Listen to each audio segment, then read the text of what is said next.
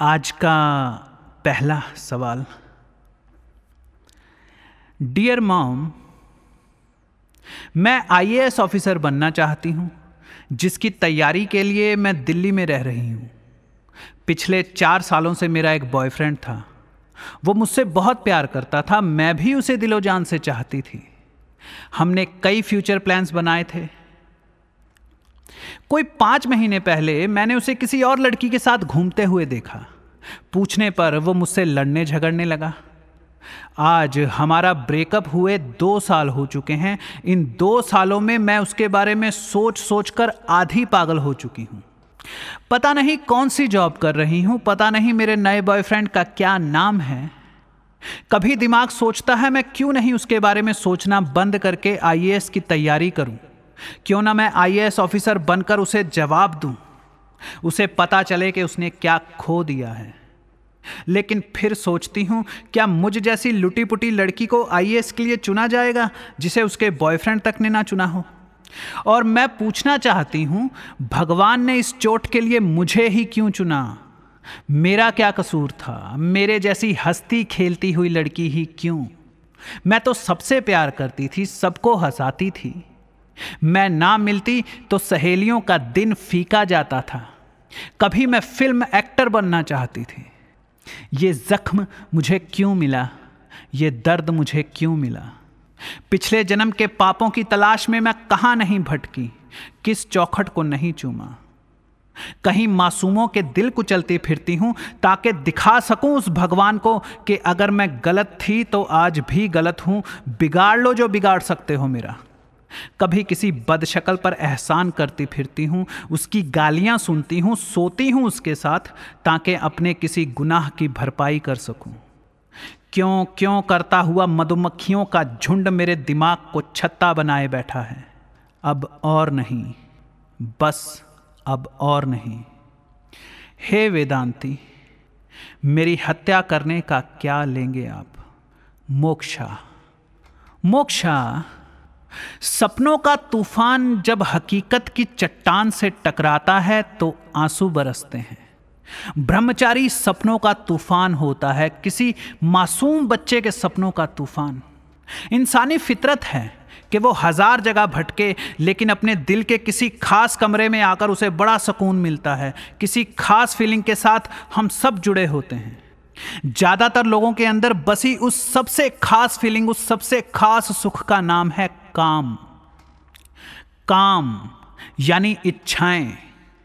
हर किस्म की इच्छाएं काम है।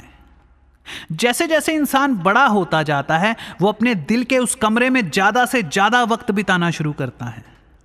अपने उस छुपाकर रखे हुए खिलौनों के साथ खेलना चाहता है।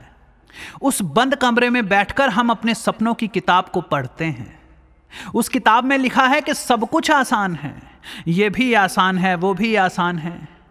हम बड़े से बड़ा लक्ष्य बनाते हैं। हम बेइंतहा अमीर होना चाहते हैं। हम लोगों में मशहूर होकर सबके चहेते बनना चाहते हैं। थोड़ी देर बाद वो ब्रह्मचारी अपने कमरे में उन खिलौनों के साथ खेल खेल कर उस सपनों की किताब को पढ़ पढ़ कर बोर होने लगता है। वो अपने साथ उस कमरे में अपने एक पसंदीदा साथी को भी रखना चाहता है, ताकि वो उसे अपने राज बता सके, उसे अपनी कहानियां सुना सके। वो अपने लिए साथी ढूंढता है, अपने जैसा पागल बेसिर पैर की बातें करने वाला। अपना साथी ढूंढते ढूंढते इन ब्रह्मचारियों को किसी से प्यार हो जाता है। हाँ, ब्रह्मचारी को प्यार नहीं होगा तो फिर और किसे होगा? इन मासूम पंछियों को तो हर नजर आने वाला दाना अपना ही लगता है। किसी भी मुंडेर पर बैठ जाते हैं। इन्हें लगता है कि ये सारी दुनिया भगवान ने सबके लिए बनाई है। क्या तेरा, क्या मेरा, ये खेत सबके हैं, ये तालाब सबके हैं, ये सारा जहां मेरे लिए ही तो है। लेकिन इन ब्रह्मचारियों के ऊपर एक और वर्ग है, जो तुम जैसे बिना सोचे समझे सूर्य निगल जाने वाले बंदरों से बड़ा परेशान है। वो तुम्हें समझाते हैं, तुम्हें बताते हैं कि प्यार बड़ा दर्द देता है, इस चक्कर से जितना दूर रह सकते हो उतना ही रहो, इस रास्ते पर धोखे ही धोखे हैं। ये वो लोग हैं जिनके दिल टूट चुके हैं, जो अपना सब कुछ खोकर देख चुके हैं, जो अब और परेशानियां नहीं देखना चाहते। ये होते हैं पृथ्वी प्रकृति के लोग। ये आपसे कहते हैं कि संभल कर चलो, नहीं तो हमारी तरह रोते रह जाओगे। ये लोग तुम्हें बुरी से बुरी कहानियां सुनाएंगे, हीर रांझे की कहानी, सोनी महिवाल की, लैला मजनू की। ये लोग पहले तो अपने अनुभवों के जालिम तीर तुम्हारे कोमल मन की जमीन पर चलाते हैं। कहते हैं अभी बात मत कर, वो मना कर देगी, वो तेरे जैसी लड़की से प्यार नहीं करेगा, इस्तेमाल करके तुझे छोड़ देगा। वो अपने पुराने जख्मों से पैदा हुए शक को तुम्हारे कोमल दिल की जमीन पर तीरों से हुए सुराखों में बीज की तरह बो देते हैं। शक का ये बीज तुम्हारे दिल में धीरे धीरे जड़ें फैलाता है, अंकुर फूटता है, पौधा सिर उठाता है। उसके इंकार का शक, उसके किसी और के हो जाने का शक डर में बदल जाता है। ये डर दिल और दिमाग को जकड़ लेता है। चेहरे से हंसी गायब, जिस्म से बिजली गायब, आंखों से सपने गायब। किसी खाली खंडर सा इंसान सड़कों पर चलता हुआ नजर आता है। यहां से एक वायु पृथ्वी में तब्दील होता है, यहां से एक ब्राह्मण वैश्य होता है।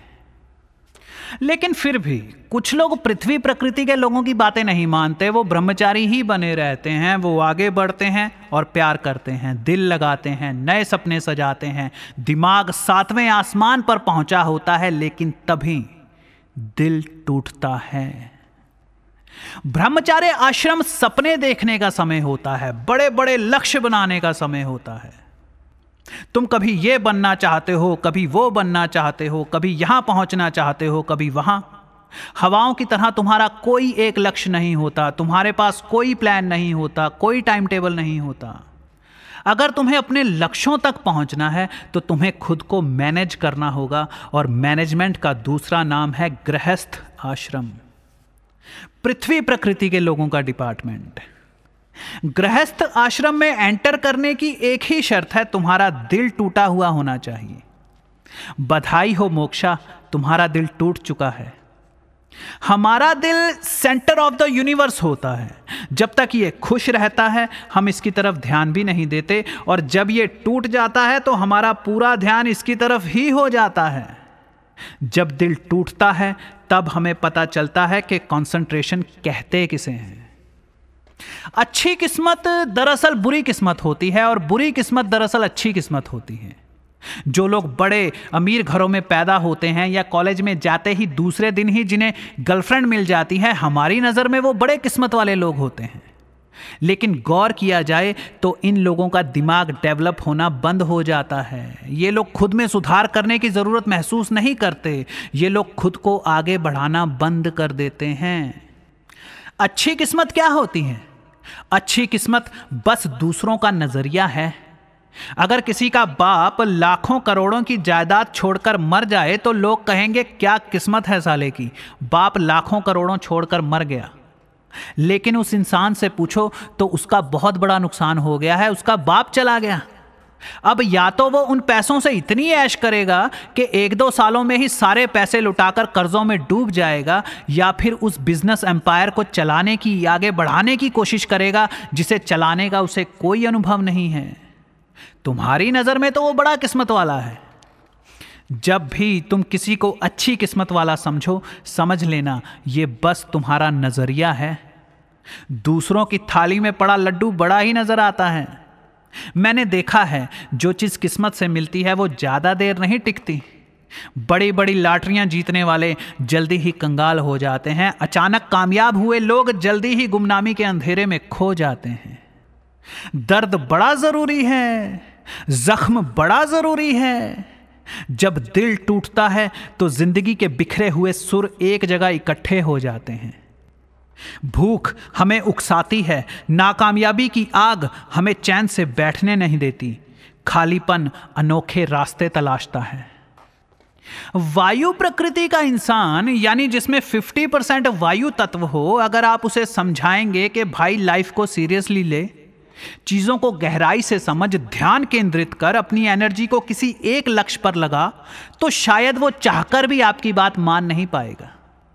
वो अपना ध्यान किसी एक चीज पर केंद्रित कर ही नहीं पाएगा। उसके लिए घात जरूरी है, उसके लिए पुकार जरूरी है। दूसरी तरफ ज्यादातर लोग ब्रह्मचार्य की मस्ती भरी दुनिया छोड़ना ही नहीं चाहते। वो लापरवाही, वो गैर जिम्मेदाराना आजादी, ना भूत की चिंता, ना भविष्य का डर। तो तुम्हें लाइन पर लाने के लिए भगवान के पास एक बड़ा ही मजेदार तरीका है। वो पहले तुम्हें सपने दिखाता है, खुशियां देता है, फिर वो तुमसे तुम्हारा सब कुछ छीन लेता है। ये ईश्वर का तरीका है। ईश्वर ऐसे ही देता है। अगर तुम ईश्वर से कहो कि हे ईश्वर, मुझे करोड़पति बना दे, मैं रिलायंस और टाटा जैसा 1000 करोड़ का साम्राज्य खड़ा करना चाहता हूं, तो जानते हो ईश्वर क्या करेगा? वो तुम्हें सड़क पर ले आएगा, तुम्हें घर से बेघर कर देगा। तुम्हारे दोस्त, चाहने वाले, अपने पराए सब तुमसे मुंह मोड़ लेंगे। तुम आसमान की तरफ चेहरा उठाकर कहोगे, भगवान, लगता है तुम्हें कम सुनाई देता है। मैंने करोड़पति कहा था, रोड़पति नहीं। भाई, ईश्वर को कम नहीं सुनाई देता। ईश्वर का यही तरीका है देने का। तुम चाहते हो तुम लखपति से करोड़पति हो जाओ, तुम शॉर्टकट मारना चाहते हो, लेकिन ईश्वर जानता है कि इन्फोसिस या सहारा जैसा साम्राज्य खड़ा करने के लिए तुम्हें जीरो से शुरू करना पड़ेगा। तुम्हें एक एक पैसे की कीमत पता होनी चाहिए। जिन लोगों के साथ मिलकर तुम टीम बनाना चाहते हो, उन लोगों का मनोविज्ञान तुम्हें पता होना चाहिए। तुम्हें पूरे जीवन में कभी भी चमत्कार की उम्मीद नहीं करनी चाहिए, क्योंकि चमत्कार कहते ही उसको हैं जिसकी तुमने उम्मीद भी ना की हो। फुटपाथ पर तुम्हें पता चलेगा कि 80% लोग मेहनत नहीं करना चाहते। वो बस जल्दी से जल्दी अमीर होना चाहते हैं। वो चाहते हैं कि उनकी जिंदगी में कोई फरिश्ता आ जाए जो उन्हें मौका दे, लेकिन मौका उसे ही मिलता है जो उस मौके के लिए तैयार हो। ज्यादातर लोग कुछ नहीं करना चाहते। आम लोग बस अमीरों को गालियां देते हैं, उन्हें धोखेबाज कहते हैं, उनको अपनी गरीबी दिखाकर, मजबूरियां दिखाकर 2 वक्त की रोटी खाना चाहते हैं। इसलिए दुनिया में 80% लोग गरीब हैं और दुनिया भर की 80% दौलत सिर्फ 20% लोगों के पास है। और ये 20% लोग जानते हो कौन हैं? ये 20% लोग बदकिस्मत लोग हैं। ये वो लोग हैं जिन्हें जो चाहिए था वो इन्हें नहीं मिला। ये जख्मी लोग हैं। इनके जख्म इन्हें सोने नहीं देते, इनके दर्द इन्हें चैन से बैठने नहीं देते।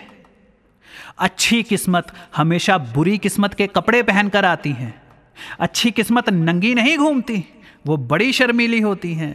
अगर कोई गुरु ना हो तो तुम उसका चेहरा भी ना पहचान पाओगे। अगर तुमने ईश्वर से 1000 करोड़ का साम्राज्य मांगा था और वो तुम्हें सड़क पर ले आया है तो खुश हो, वो नाचो। चिंता क्यों करते हो? उसने बर्बाद किया है तो उसके पास प्लान भी तो होगा तुम्हें वहां पहुंचाने का जहां पहुंचने की मांग तुमने उसके सामने रखी थी। क्यों हथियार फेंक दिए तुमने? क्यों नशे और पछतावे की दुनिया में खो रहे हो? पहले मांगते हो फिर भागते हो। इससे तो बस यही पता चलता है कि तुमने बिना सोचे समझे बस मांग लिया था। तुम उस अमीरी और कामयाबी के लायक ही नहीं हो। धिक्कार है तुम पर। यह झटका तुम्हारी वायु प्रकृति को हटाकर पृथ्वी प्रकृति को एक्टिव कर देता है। शुरू शुरू में कई महीनों तक तुम उदास पड़े रहोगे, दिमाग में केमिकल चेंजेस होते रहेंगे। तुम्हारी केमिस्ट्री बदल रही है, तुम वायु से पृथ्वी बन रहे हो। तुम्हारा दिमाग एक ही चीज के बारे में सोचता रहेगा। यह दिमाग की ट्रेनिंग चल रही होती है। तुम्हें कंसंट्रेशन सिखाया जा रहा होता है। उसकी यादों से बचने के लिए, उसके बारे में सोच सोचकर अपना दिमाग खराब करने से बचने के लिए तुम कोई नौकरी ढूंढते हो, वहां बॉस की गालियां सुनते हो, खुद को खुश दिखाने के लिए शराब पीते हो, पार्टीज में जाकर नाचते हो और थक कर रात को सो जाते हो। अभी तुम पूरे पृथ्वी नहीं बने हो। अभी तुम्हारा एक पांव वायु तत्व पर है और दूसरा पृथ्वी तत्व पर। 1-2 सालों में तुम पृथ्वी बन जाते हो। गृहस्थ आश्रम में तुम्हारा स्वागत है मोक्षा। आश्रम शब्द का अर्थ होता है डिपार्टमेंट। किसी खास काम को अंजाम देने के लिए खास डिपार्टमेंट बनाया जाता है, जिसमें उन खास लोगों को भर्ती किया जाता है जो उस खास काम को करने के लिए ईश्वर द्वारा अलग से तैयार किए गए हैं।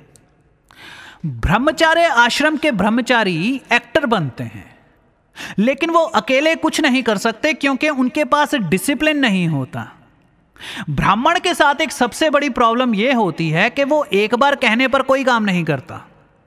अगर तुम किसी ब्रह्मचारी से कहोगे कि जाओ भाई बाजार से जरा नमक ले आओ, तो ये ऑर्डर उसके कान में जाता है, वो सुनता है। उसका दाहिना दिमाग उसके बाहिने दिमाग से पूछता है बाजार से नमक लाना है क्या? उसका बाहिना दिमाग आगे से जवाब देता है अरे नहीं, नमक तो पहले से ही होगा घर में, नमक भी कभी खत्म होता है क्या? क्योंकि वायु खुद बिना सोचे समझे किसी से कुछ भी बोल देता है, इसलिए उसे लगता है कि दूसरे लोग भी बिना सोचे समझे कुछ भी बोल देते होंगे। एक बार कहने पर वायु किसी बात को नहीं मानता, उसे हर बात 2 या 3 बार बतानी पड़ती है। जब आप बार बार उसे याद दिलाते हैं कि यह काम करना पड़ेगा, तब जाकर वो उस काम को करना शुरू करता है। इसीलिए एक्टर्स से काम लेने के लिए डायरेक्टर्स की जरूरत पड़ती है। स्क्रीन पर नजर आने वाली एक्टर्स की भीड़ जैसी ही एक छोटी सी भीड़ स्क्रीन के पीछे भी होती है। Director, script writer, editor, music director, choreographer, set designer, dress designer, cameraman, makeup artist, sound engineers और भी बहुत सारे लोग।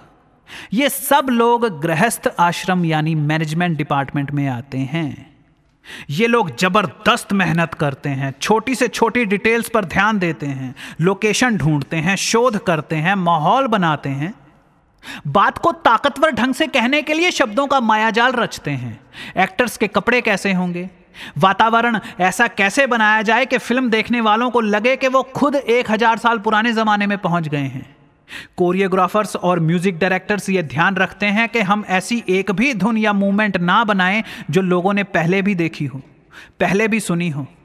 स्क्रिप्ट राइटर कहानी को मजेदार बनाने के साथ साथ समाज की मर्यादाओं का ख्याल भी रखता है और थोड़ा सा उन मर्यादाओं को तोड़कर आगे बढ़ने की कोशिश भी करता है। मेकअप आर्टिस्ट से लेकर खाना बनाने वाले शेफ सब असली जिम्मेदार हैं उस छलावे के लिए जो तुम पर्दे पर देखते हो। दुनिया बस रिजल्ट देखती है, मकबरा देखती है, मकबरे की नक्काशी देखती है, उसमें कौन दफन है उसकी शक्ल कोई नहीं देखना चाहता। गृहस्थ आश्रम इंसान की बेहताशा बहती हुई नदियों को एक बांध में बांधने का नाम है। यहां वहां बेलगाम बहती हवाओं का अपनी कश्ती को दूसरे किनारे पहुंचाने के लिए इस्तेमाल करने की तकनीक का नाम है। यही तो वो वक्त होता है जब इंसान अपने टूटे हुए दिल के दर्द को भूलने के लिए अपना पूरा ध्यान कहीं और लगाना चाहता है। वो किसी काम में इतना खो जाना चाहता है कि उसे वो भयानक मंजर याद ही ना आए जो उसे तकलीफ देता है। देखा जाए तो दिल टूटने के बाद ही इंसान उस रास्ते पर चलता है जिस पर चलने के लिए उसका जन्म हुआ है। वो खुद को अपने काम में इतना डुबो लेता है, इतनी गहराई में पहुंचा लेता है कि उसके हाथ वो मोती लग जाते हैं जो ऊपर ऊपर सतह पर शोर मचाती लहरों में नहीं मिलने थे। दिल टूटने के बाद ही इंसान कंसंट्रेट करना सीखता है, हर छोटी से छोटी बारीकी को समझना, उसके उठ सकने वाले सवालों के जवाब ढूंढना, उन जवाबों को परखना, अपनी कला को दुनिया के सामने पेश करना। पृथ्वी तत्व की एक खासियत होती है, उसे बार बार एक ही शख्स के बारे में सोचने में बड़ा मजा आता है, फिर चाहे उस शख्स ने उसे कितना ही बड़ा धोखा क्यों ना दिया हो, उसे कितनी ही बड़ी चोट क्यों ना पहुंचाई हो। पृथ्वी का दिमाग उसी के चारों तरफ घूमता रहता है। कई सालों तक एक ही चीज या शख्स के बारे में सोच सोचकर उसके दिमाग को आदत पड़ जाती है एक ही बात को बार बार सोचने, उसके कारण तलाशने और परिणामों का अंदाजा लगाने की। वो ऑटोमेटिकली शोधकर्ता यानी रिसर्चर बन जाता है। अब वो अपना ये दिमाग किसी भी फील्ड में लगाएगा तो वो उस फील्ड की खानों में से हीरे तो निकालेगा ही ना। गृहस्थ आश्रम में पहुंचे लोगों की एक खास पहचान होती है, वो बात करते करते कुछ खास लफ्जों का इस्तेमाल बार बार करते हैं। जैसे वो हर 2 मिनट बोलने के बाद बार बार कहेंगे एक्चुअली, बेसिकली, मतलब के या कुछ भी। तुमने कई लोगों को बोलते हुए देखा होगा, वो ऐसे बोलते हैं बेसिकली बात यह है कि सुबह जल्दी उठने से इंसान का दिमाग फ्रेश रहता है, बेसिकली वो अपने दिन की शुरुआत जल्दी कर लेता है, इसलिए बेसिकली वो दूसरों से ज़्यादा अच्छा काम कर पाता है। कुछ लोग मतलब के कहकर बात करते हैं, कुछ लोग एक्चुअली कहते रहते हैं, कुछ कहते हैं मैं क्या बोल रहा था। असल में इन लोगों का दिमाग गोल गोल घूमता रहता है। जैसे हमारी पृथ्वी सूर्य के इर्द गिर्द घूमती है, सूर्य के इर्द गिर्द भी घूमती है और अपनी धुरी पर भी घूमती है, वैसे ही इनका दिमाग समस्याओं के इर्द गिर्द भी घूमता है और अपने आप में भी ये लोग उसके साथ नाचते रहते हैं, जैसे कोई बावली गोपी भगवान कृष्ण के इर्द गिर्द घूमती है, नाचती है।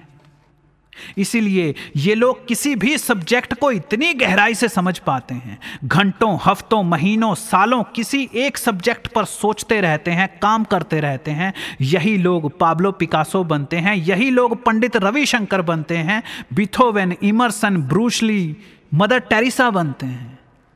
हालांकि जो नाम मैं ले रहा हूं वो अग्नि प्रकृति के लोगों के हैं, लेकिन ये लोग सिर्फ अग्नि होने की वजह से ही कामयाब नहीं हुए।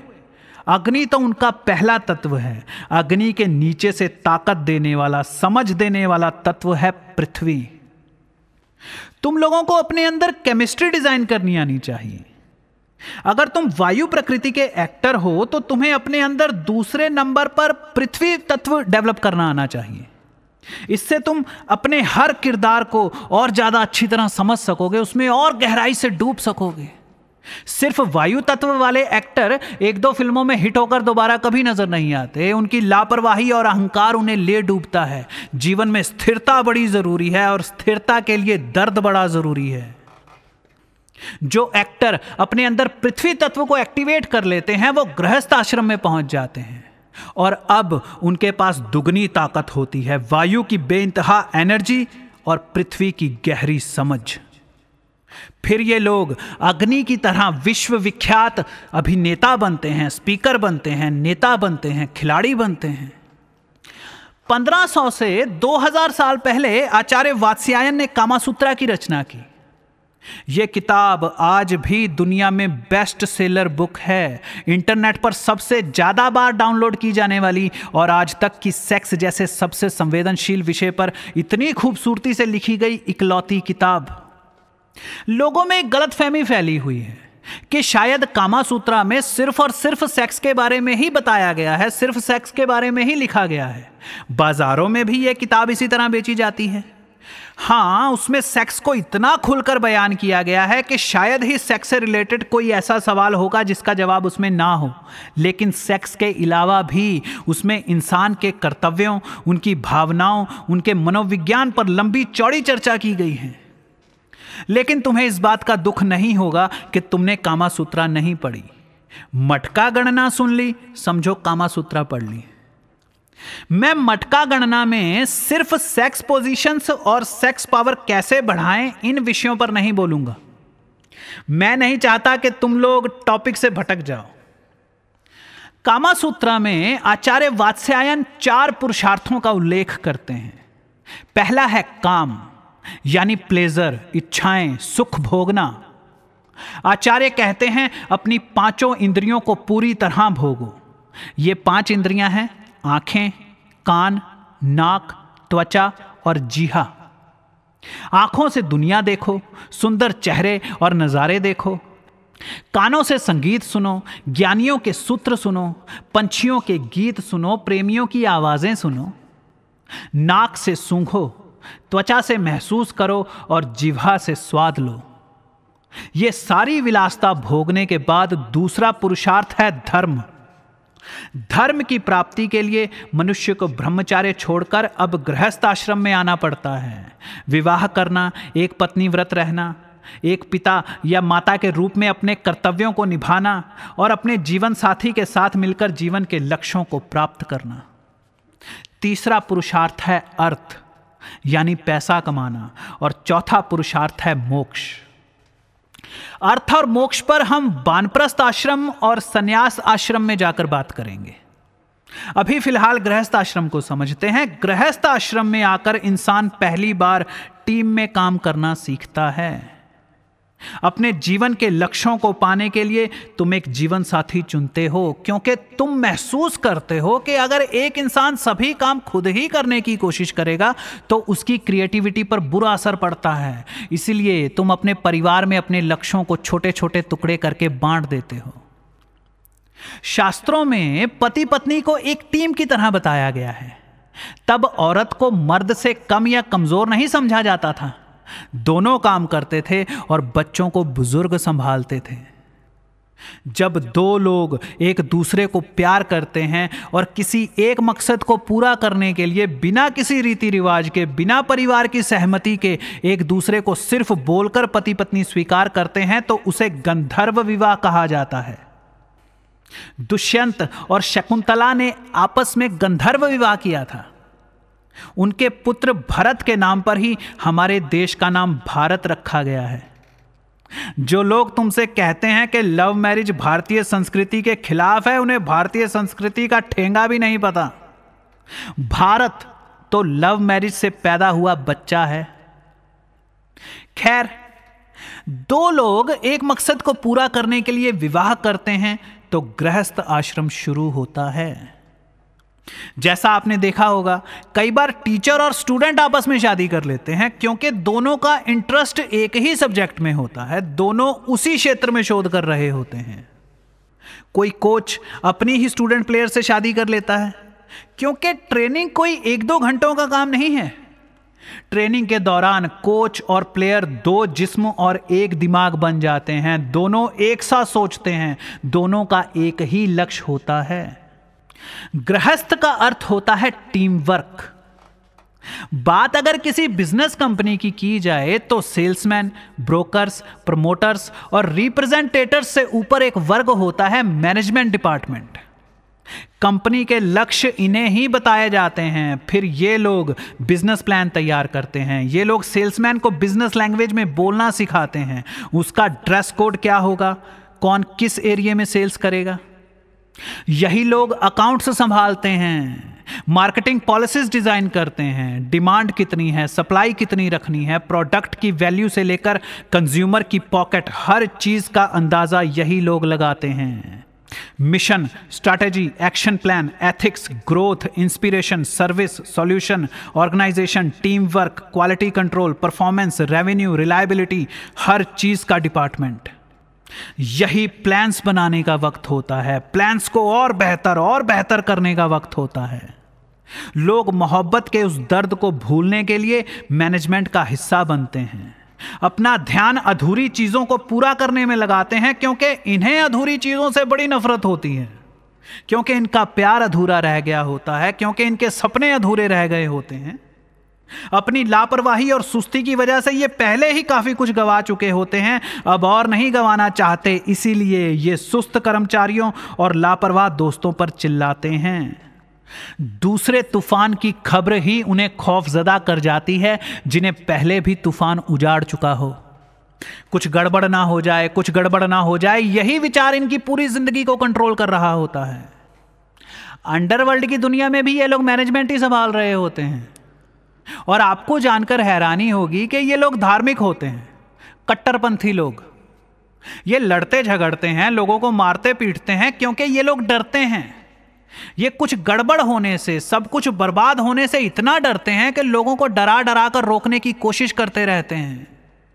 ये समाज को सुधारने के चक्कर में, उन्हें सब कुछ तबाह करने से रोकने के चक्कर में हर गलत नजर आने वाले इंसान को सजा देते फिरते हैं। इन्हें लगता है कि डर से शांति कायम की जा सकती है। अपने दिमाग में एक आतंकवादी की तस्वीर बनाइए जो एक हाथ में तलवार लिए खड़ा है, दूसरे हाथ में उसने रामायण पकड़ी हुई है। वो बच्चों और बीवी को जान से मारने के बाद उनके पिता की गर्दन पर तलवार रखकर कह रहा है, तुम क्यों नहीं समझते कि यह किताब कितनी अच्छी है। इसमें इंसानियत, रहम और दूसरों की मदद करना सिखाया गया है। क्यों नहीं समझते? अपने बीवी और बच्चों की लाश देखकर शायद तुम्हें समझ में आ जाएगा कि इस किताब को पूजना कितना जरूरी है। यह किताब दुनिया में शांति लेकर आएगी। जिस किताब में लिखा है कि प्यार से रहो, सबकी मदद करो, रहम करो, ईश्वर तुम्हें हमेशा माफ करता है, अल रहीम, वो रहम करता है, उस किताब का प्रचार तुम लोगों को भयानक से भयानक दुख देकर कर रहे हो। दिमाग नाम की चीज है तुम्हारे पास या नहीं? ईश्वर सबको माफ करता है, वो सबसे प्यार करता है, वो तुम्हारे दुखों को अपने ऊपर ले लेता है। इतना कहकर कोई तुम्हारे दोनों हाथ काट दे तो तुम क्या समझोगे? तुम ईश्वर से प्यार करोगे या नफरत? बस अंडरवर्ल्ड में भी पृथ्वी प्रकृति के लोग ऐसा ही करते हैं। वो खुद को रॉबिन हुड समझते हैं। वो सोचते हैं कि वो उन लोगों को लूट रहे हैं जो दूसरों को लूटते हैं। शुरू शुरू में ये अमीरों से लेते हैं और गरीबों में बांटते हैं। फिर धीरे धीरे ये गरीबों में बांटना बंद कर देते हैं, क्योंकि इन्हें पता चल जाता है कि गरीब भी कोई दूध का धुला हुआ नहीं होता। ये लोग हथियार, ड्रग्स, लड़कियां सप्लाई करते हैं, लोगों को धमकाकर पैसे बटोरते हैं, बिकने वाले पुलिस वालों को खरीदते हैं, जमीनें हड़पते हैं, चोर उचक्कों को पनाह देते हैं। लेकिन अगर इनसे पूछो तो कहते हैं हम तो बस गलत लोगों के साथ गलत काम कर रहे हैं। जो लड़कियां खुद ये गलत काम करना चाहती हैं, हम तो बस उन्हें काम दे रहे हैं। हथियार खरीदने के बाद सामने वाला उस हथियार का क्या करता है, हमको थोड़ी ना लेना देना है। पृथ्वी कभी जिम्मेदारी नहीं लेता, वो छुपकर काम करता है। मोक्षा, इंसान के दिल की जमीन पर जब दुनिया की बेरहम तलवारें चलती हैं, तब जाकर ये बंजर जमीन उपजाऊ होती है। बिना आंसुओं के इन बीजों में से अंकुर कैसे फूटेंगे? बिना धूप में जले ये फसल कैसे पकेगी? तुमने कहा तुम आईएएस ऑफिसर बनना चाहती हो, इससे अच्छा वक्त और कौन सा होगा तैयारी का, बताओ। याद है वो दिन जब तुमने भगवान से मांगा था कि तुम्हें आईएएस ऑफिसर बना दे? उसी दिन से भगवान ने तुम्हें ट्रेंड करने की तैयारी शुरू कर दी। तुम्हारी जिंदगी में एक लड़का आया, तुम जैसी हंसती खेलती हुई लड़की की जिंदगी में 4 चांद लग गए। तुम पढ़ाई भी कर रही थी और भविष्य के सपने भी सजा रही थी। कितना आसान था सब कुछ। तुमने पूरी रेलगाड़ी तैयार कर ली थी, बस एक इंजन की कमी थी। उस आग, उस धुएं की कमी थी जो इस रेलगाड़ी को मंजिल तक पहुंचाए। जानती हो भगवान में एक सबसे बड़ी कमी क्या होती है?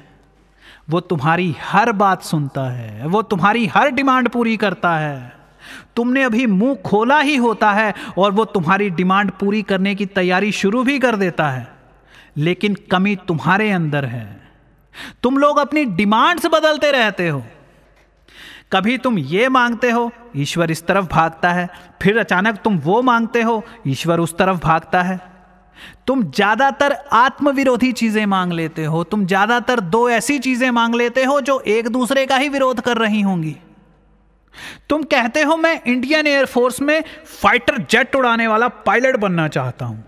ईश्वर कहता है ठीक है। वो तुम्हें सपने देना शुरू करता है, जोश देना शुरू करता है, जिद देना शुरू करता है। लेकिन अचानक एक दिन सुबह तुम उठते हो और ईश्वर से कहते हो मुझे पड़ोस में रहने वाली पुष्पा से प्यार हो गया है, मुझे उसके साथ शादी करनी है। ईश्वर भागता भागता रुक जाता है। तुम्हें अपने प्लान में कोई कमी नजर नहीं आ रही, लेकिन ईश्वर की नजर से देखो तो तुम 2 आत्मविरोधी चीजें मांग रहे हो। पड़ोसन से प्यार करने के लिए तुम्हें इसी गली, इसी मोहल्ले में रुकना पड़ेगा, और पायलट बनने के लिए तुम्हें एक अनजान दुर्गम यात्रा पर निकलना पड़ेगा। दोनों चीजें एक साथ कैसे हो सकती हैं? तुम्हें तो मांगना भी नहीं आता। पहले तो ईश्वर तुम्हें सही फैसला लेने का मौका देता है, वो तुम्हें फैसला लेने की आजादी देता है। लेकिन जब वो देखता है कि तुम कंफ्यूज पर कंफ्यूज होते चले जा रहे हो, तुम कोई फैसला ही नहीं ले पा रहे हो, तब वो मामले की बागडोर अपने हाथों में ले लेता है। वो अब तुम्हारी डिमांड्स और तुम्हारी चाहतों पर नहीं चलता, वो खुद फैसला लेता है और सबसे पहले वो तुमसे वो दोनों चीजें छीन लेता है जो तुम्हें कंफ्यूज कर रही थी। कंफ्यूजन क्या होती है? इंसान कंफ्यूज क्यों होता है? हमारा दिमाग बड़ा बहानेबाज होता है। ये आसान चीजों, सुखों और आराम के पीछे भागता है। हम लोग चाहते कुछ और हैं और मांगते कुछ और हैं। हम चाहते हैं कि हम लोग आराम की जिंदगी जिएं, ऐश करें, लेकिन मांगते हैं शौर्य। और मेरे बच्चों, शौर्य आराम से बिल्कुल उल्टी चीज होती है। आप लोगों ने गौर किया होगा, जब भी हम कोई मुश्किल काम करने लगते हैं तो दिमाग दूसरी तरफ भागता है। जैसे छोटे बच्चे को स्कूल की तरफ लेकर जाओ तो वो घर की तरफ भागता है। वो स्कूल की तरफ सोचना भी नहीं चाहता, वो अपने खिलौनों के बारे में, अपने दोस्तों के बारे में सोचना चाहता है। तुमने महसूस किया होगा, जब तुम एग्जाम दे रहे होते हो तो तुम्हारे दिमाग में सवालों के जवाब आने की बजाय कोई फिल्मी गीत बज रहा होता है। क्यों? क्योंकि दिमाग मेहनत से बचता है, नाकामयाबी और अनजान रास्तों से डरता है। वो मेहनत और रिस्क के बारे में सोचने की बजाय किसी सुहावनी धुन के बारे में सोचना शुरू कर देता है, ताकि उस घबराहट से बच सके जो तुम्हारे दिल की धड़कनों को तेज किए जा रही है। सामने बड़ा मकसद हो तो दिल दिमाग बहाने बनाने लगता है। तुम्हारा दिमाग तुम्हें बेवकूफ बनाता है, तुम्हें धोखा देता है। वो तुमसे कहता है छोड़ ये किताब और सोच उस हसीन चेहरे के बारे में। सोच अगर वो तुझे मिल जाए तो क्या मजा आ जाए। लगभग हर इंसान के साथ ऐसा ही होता है। जब भी सामने मकसद खड़ा हो तो उसका दिमाग किसी दूसरी सुकून भरी चीज के बारे में सोचने लग पड़ता है। 100 में से 99 बार तुम्हें प्यार नहीं हुआ होता। यह तुम्हारे दिमाग का इजाद किया हुआ बहाना है। आईएएस की तैयारी करने से बचने के लिए पैदा किया गया बहाना। जब तुम्हें नाकामयाबी सामने नजर आ रही होती है, जब तुम में कॉन्फिडेंस की कमी होती है, जब तुम्हें पता होता है कि मैं ये काम नहीं कर सकता, तो तुम्हारा दिमाग बहाना ढूंढता है कि मैं ये काम क्यों नहीं कर सकता। रात को सोते सोते अचानक तुम्हारे सारे ख्याल, सारे डब्बे अंदर से एक्सचेंज हो जाते हैं। यहां की कहानी वहां चली जाती है, वहां की कहानी यहां चली जाती है। सुबह तुम उठते हो और कहते हो मैं पड़ोसन से प्यार करता हूं, इसलिए पढ़ाई की तरफ ध्यान नहीं दे पा रहा। पढ़ाई से बचने के लिए स्कूल के बच्चे साथ पढ़ने वालों से प्यार करने लगते हैं। क्या तुम्हें हैरानी नहीं होती जब तुम जैसी लड़की एडवोकेट बनना चाहती थी, तभी अचानक उसे प्यार हो गया। वो विश्व स्तरीय खिलाड़ी बनना चाहती थी, तभी अचानक उसे प्यार हो गया। वो दुनिया जीतने ही वाली थी, तभी अचानक उसे प्यार हो गया। प्यार दिमाग का बहाना है, और यह बहाना भी शायद बड़ा जरूरी है। यह सपना भी शायद बड़ा जरूरी है, क्योंकि यह सपना तुम्हारे मकसद को मजेदार बनाता है। लेकिन जब ईश्वर देखता है कि तुम मकसद और मोहब्बत के बीच कंफ्यूज हुए रुके पड़े हो, तो वो अपना त्रिशूल उठाता है और तुम्हारी मोहब्बत की गर्दन उड़ा देता है। भगवान तुम्हारी तरह कंफ्यूज नहीं होता। उसे फैसला लेने में एक पल भी नहीं लगता कि तुम्हारे साथ क्या करना चाहिए। तुम्हारा प्यार छिन जाता है, तुम्हारी हंसती खेलती सपनों की दुनिया उजड़ जाती है। तुम इस भरी दुनिया में अकेले रह जाते हो, रोते हुए, बिलखते हुए, पछताते हुए। ये दर्द तुम्हारी आत्मा को कचोटता चला जाता है। रो रो कर तुम्हारे आंसू खत्म हो जाते हैं। तुम इस जलते हुए मकान की चौखट पर घुटने टिकाए, जलती हुई जमीन पर माथा टेके रो रहे होते हो। तब तुम्हें अपने अंदर उस आग का एहसास होता है। तब शायद पहली बार तुम्हारा सामना खुद से होता है। सवाल उठते हैं, मैं कौन हूं, क्या हूं, इस दुनिया में क्या कर रहा हूं, मेरा जन्म क्यों हुआ है?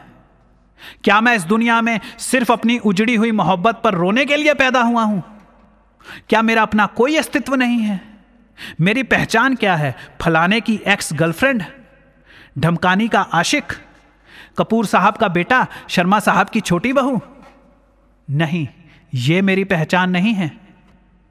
लाखों दर्द सीने में दबाए तुम उठते हो, यादों के सैलाब को बांधते हो, अपने आंसू पोंछते हो और निकल पड़ते हो इस आग का सही इस्तेमाल करने। ज्यादातर लोग जिंदगी भर रोते ही रहते हैं।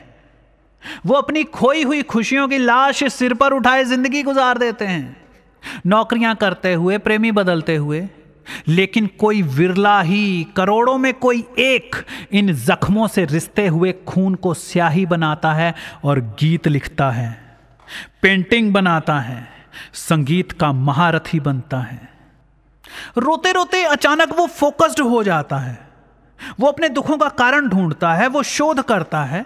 उसकी सोच वहां पहुंचती है जहां तक आम इंसान सोचने की सोच भी नहीं सकता।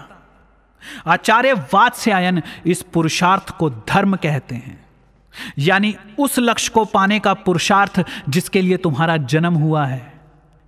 नहीं, मोहब्बत को हासिल करना इंसान के पैदा होने का मकसद नहीं हो सकता, क्योंकि तुम्हारी मोहब्बत तुम्हें मिल भी जाए, उसके बाद भी मकसद तो वैसे का वैसा ही रहता है ना। सूफी फकीर भगवान को अपना आशिक बताते हैं और खुद को बिछड़ी हुई माशूक। वो उसकी जुदाई में रोते हैं, उसे एक नज़र देखने के लिए गीत गाते हैं, उसकी जुदाई में उनका क्या हाल है वो गा गा कर बताते हैं, अपनी तकलीफ़ों को बयान करते हैं। हिंदू धर्म, ईसाई धर्म सब दर्द की महिमा गाते फिरते हैं। अपने प्यारे से बिछड़ने का जख्म सिख धर्म में भी उतना ही प्रबल है जितना दूसरे धर्मों में है। हाँ, वहां बात ईश्वर से मोहब्बत की जाती है। बताने वाले आपसे कहेंगे कि यहां बात गुरु से, खुदा से, भगवान से इश्क करने की जा रही है। लेकिन ये गुरु, खुदा, भगवान तो इशारे हैं, नाम हैं उस अधूरे सपने के जो कभी पूरा नहीं होगा। ये अधूरापन ही तुम्हें ताकत देता है, तुम्हें उछलने की वजह देता है, तुम्हें फकीर बनाकर गलियों में नचाता है। 2.5 आखर प्रेम के पड़े सो पंडित होए। प्रेम, प्यार, इश्क, मोहब्बत ये सब अधूरे शब्द हैं। प्रेम में आधा र है, प्यार में आधा प है, इश्क में आधा श है और मोहब्बत में आधा ब। दर्द दुनिया का इकलौता ऐसा झटका है जो तुम्हारे दिलो दिमाग के सारे दरवाजे खोल देता है। इस आग को बुझने ना देना। नहीं, मुझसे मत पूछो कि अपने बिछड़े हुए प्यार को कैसे भुलाया जा सकता है। मुझे पता होता तो मैं ना भूल गया होता। उसकी यादें मुझे सोने नहीं देती। आंखें बंद करता हूं तो वो नजर आती हैं, आंखें खोलता हूं तो वो नजर आती हैं। क्या वजह थी, क्या वजह थी, क्यों सिर्फ मुझे ही मेरा प्यार नहीं मिला? इन सवालों से रोज लड़ता हूं। मैं दशकों से सोया नहीं हूं। सुकून की एक झपकी लेने के लिए कोई कंधा ढूंढता हूं, कोई गोद ढूंढता हूं। लेकिन मैं उस तड़प को अपने अंदर शांत नहीं होने देता। मैं उस आग को बुझने नहीं देता। मैंने उस दर्द को अपनी ताकत बनाया है, खुद को इस काबिल बनाया है कि एक नजर में ही इंसान की रूह तक पढ़ लूं। यह बड़ा आसान है। ये ऐसा है जैसे किसी मां का बच्चा खो गया हो और वो सदियों तक हर चेहरे से सवाल पूछती फिरे कि मेरे जिगर का टुकड़ा देखा है कहीं। हर चेहरे को देखकर वो अंदाजा लगाती फिरे कि कहीं यही तो नहीं वो।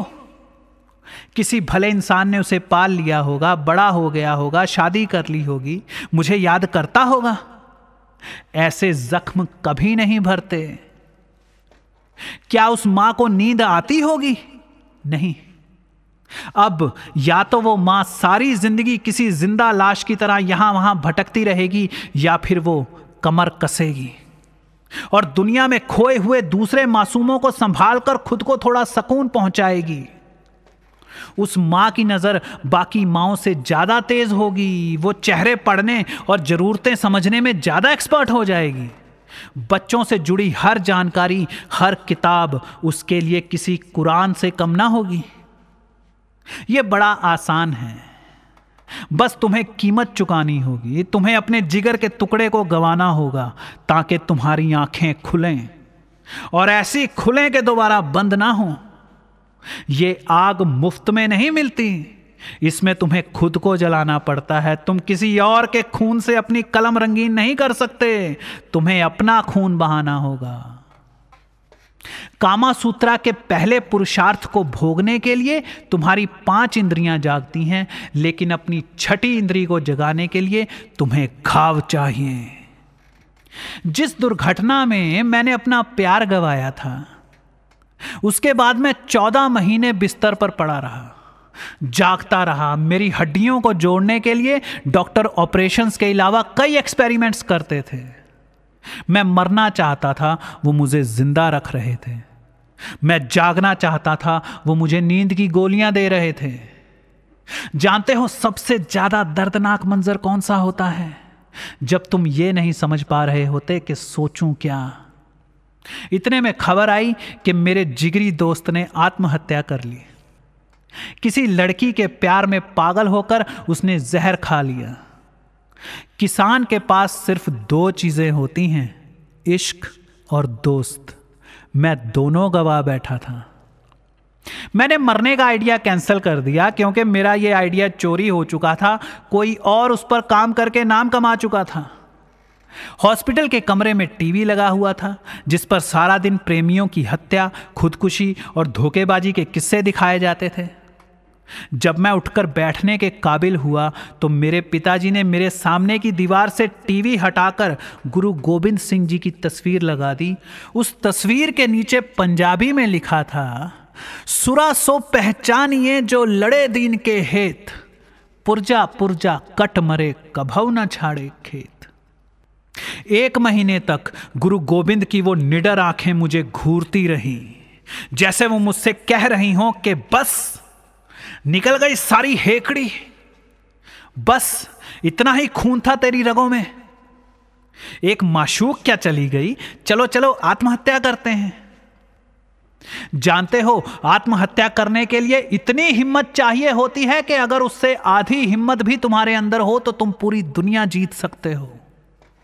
आत्महत्या का ख्याल इस बात का सबूत है कि तुम ओवरलोडेड हो चुके हो। यही जागने का सही समय होता है और तुम्हारा दोस्त हमेशा के लिए सो गया।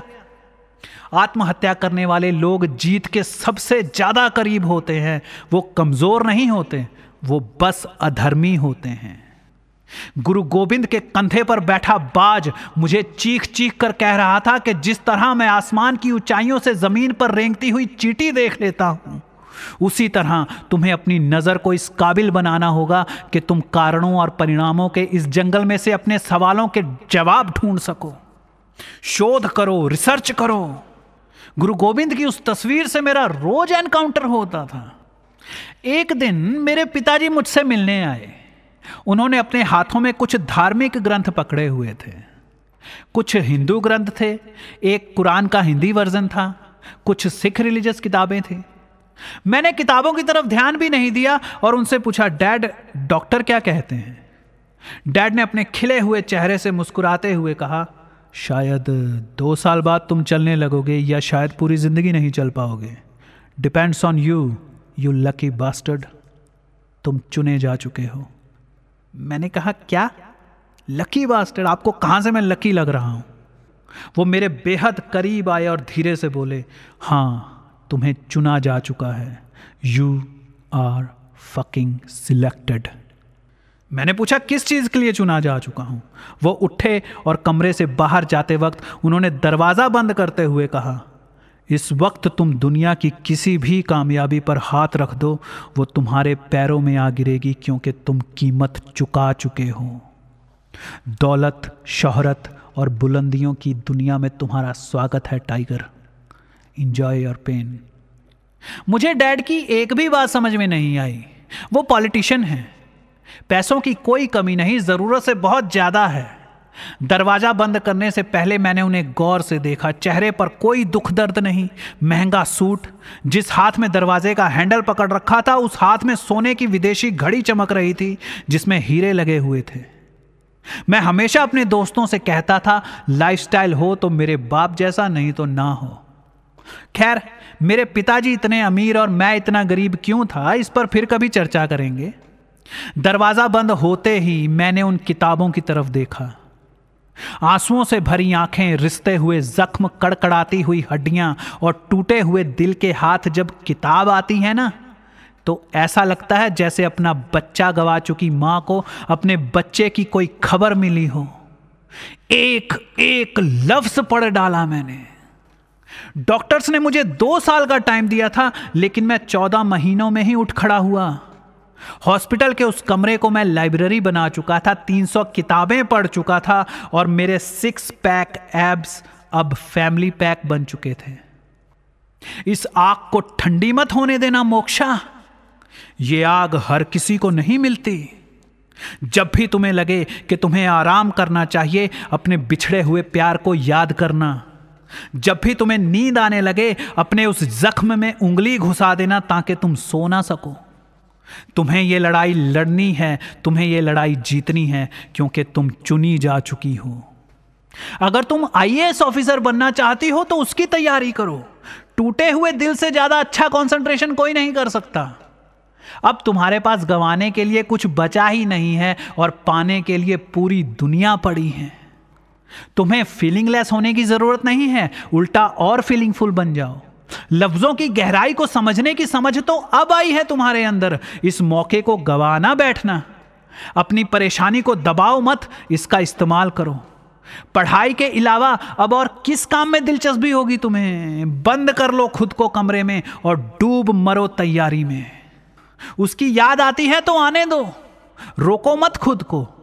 इन यादों के अलावा तुम्हारे पास इंटरटेनमेंट के लिए बचा ही क्या है?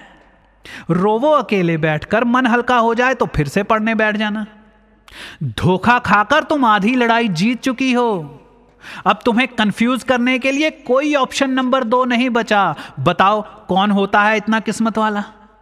अब जाकर तो तुम इंडिपेंडेंट हुई हो, अब जाकर तो तुम जान पाई हो कि जिसे तुम प्यार समझ रही थी वो पराधीनता थी। तुमने अपनी लगाम दूसरों के हाथों में दे रखी थी। वो चाहे तो तुम्हें खुश रखें, वो चाहे तो तुम्हें दुखी कर दें। इसे प्यार नहीं गुलामी कहते हैं। प्यार तो परम स्वतंत्रता है। पहले तुम गुलाम थी इसलिए बॉयफ्रेंड से प्यार करती थी, लेकिन वो बेड़ियां तो कट चुकी हैं।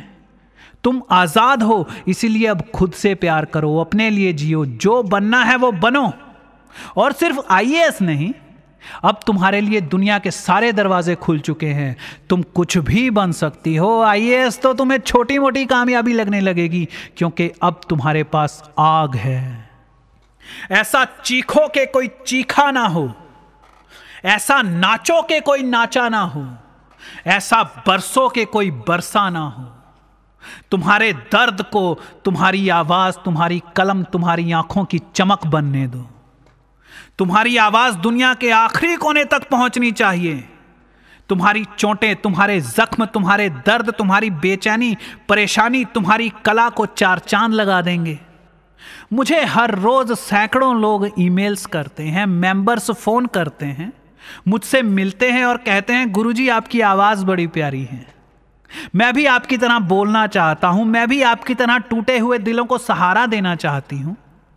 मैं कहता हूं जरूर आओ, मुझे साथ चाहिए, मुझे सलाहकारों की जरूरत है। मैं अकेला किस किस को सहारा देता फिरूंगा, लेकिन मैं पूछता हूं वो चीख कहां से लाओगे, वो पुकार कहां से लाओगे, वो भेजा कहां से लाओगे जो लौटता है तो सागर की गहराइयों से मोती साथ लेकर लौटता है। वो ताप कहां से लाओगे, वो बेचैनी कहां से लाओगे, सब कुछ खोकर जो मिलती है वो तसल्ली कहां से लाओगे।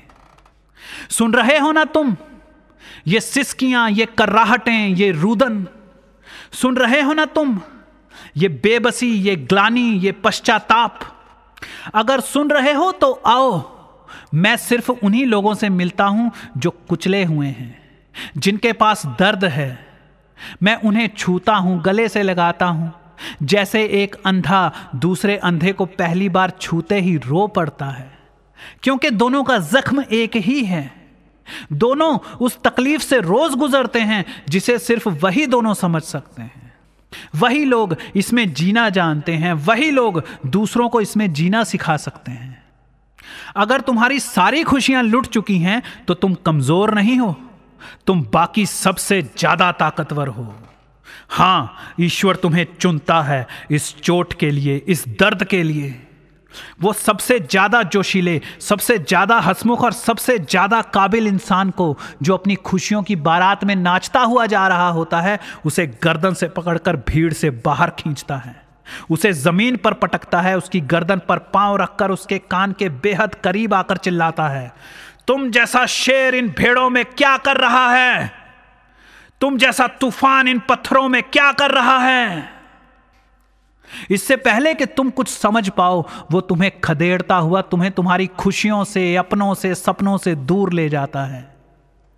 तुम्हें दर्द देने के पीछे ईश्वर का एक मकसद होता है। वो तुम्हें किसी खास काम के लिए तैयार कर रहा होता है। हां, वो तुम्हें चुनता है। अगर तुम अपाहिज पैदा हुए हो तो समझो तुम्हें चुना जा चुका है। अगर तुम्हारा बलात्कार हो चुका है तो समझ लो तुम्हें चुना जा चुका है। अगर किसी ने तुम्हारे चेहरे पर तेजाब फेंक दिया है तो समझ लो तुम्हें चुना जा चुका है। अगर तुम्हारी आंखों के सामने तुम्हारा घर जल रहा है तो समझ लो तुम्हें चुना जा चुका है। अगर तुम अपने मासूम बच्चे की लाश हाथों में लिए खड़े हो तो समझ लो तुम्हें चुना जा चुका है।